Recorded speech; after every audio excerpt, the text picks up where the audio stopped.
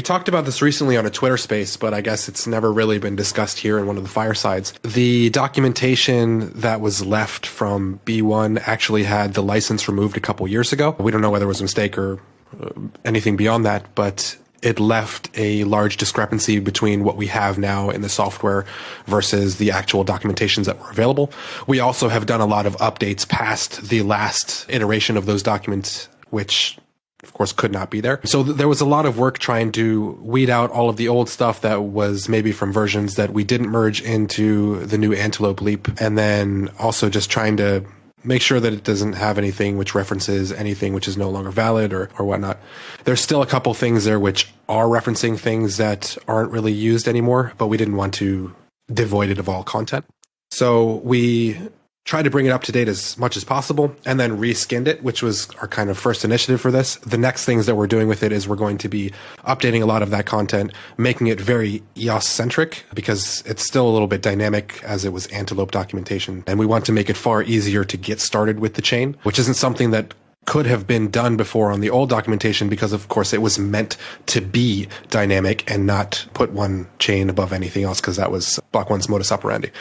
But now we have an opportunity to make a very simple and easy to use documentation for EOS specifically, which will be the first point for developers who love documentation and written content. This is going to become a normal cadence from the DevRel team. There's going to be some information trickled out most likely every Thursday. I think a lot of you know me. I don't really like to talk about stuff before it's built because I don't like to say something is going to get done and not have it get done in the end. But a lot of this stuff is now heading to completion and ready to launch. So you can expect a more normal cadence from DevRel in the very near future. We have this new initiative called Decafe.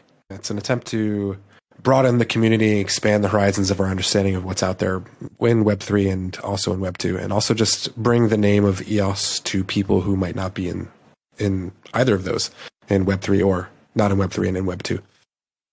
This is the first iteration of what we're planning to do with Decaf. It's our pilot, and Twitter Spaces, they're now, if I don't know what it is on UTC time, let me pull it up here on my calendar.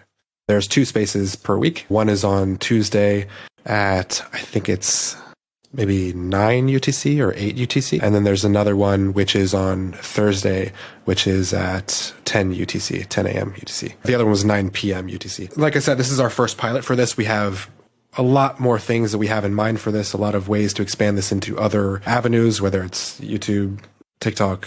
I don't really want to give away too much because, like I said, I don't want to talk about things that aren't coming to fruition yet, but we're definitely seeing a very good response from people who have never heard of EOS before, never been in part of the community. I think the last spaces had 100 plus viewers or listeners in each of them. So it's really nice to be able to get opinions about what EOS is doing from people who have never heard of EOS before. It gives us a fresh perspective on everything. We've all been around for a long time. It's hard for us to really see the space objectively from inside of the bubble.